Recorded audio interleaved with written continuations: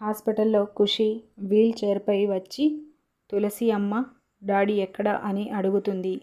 తులసి చాలా ఏడుస్తూ ఖుషి వైపు చూస్తూ ఉంటుంది. ఇక నుంచి అమ్మా నాన్న అన్నీ నీకు నేనే ఖుషి అని ఖుషి వాళ్ళ మేనత్త చెప్తుంది. నువ్వు వద్దు, నాకు తులసి అమ్మనే కావాలి అని ఖుషి అంటుంది. మనం మన ఇంటికి వెళ్తున్నాం అని ఖుషి మేనత్త కోపంతో అంటుంది.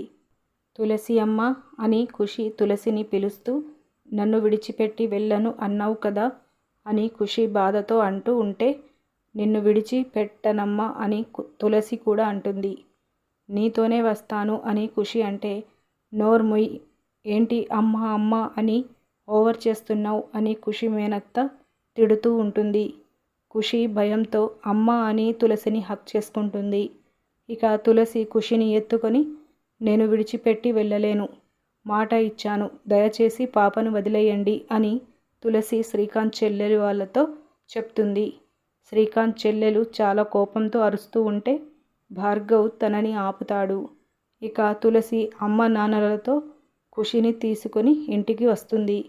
ఇంటి గుమ్మం దగ్గర తులసి ఖుషిని ఆపి ఎవరెవరో పిల్లల్ని మన ఇంటికి తీసుకువచ్చి ఎన్నాళ్ళని ఇంట్లో ఉంచుకుంటావమ్మా అని లక్ష్మి పెద్ద కూతురు అంటుంది.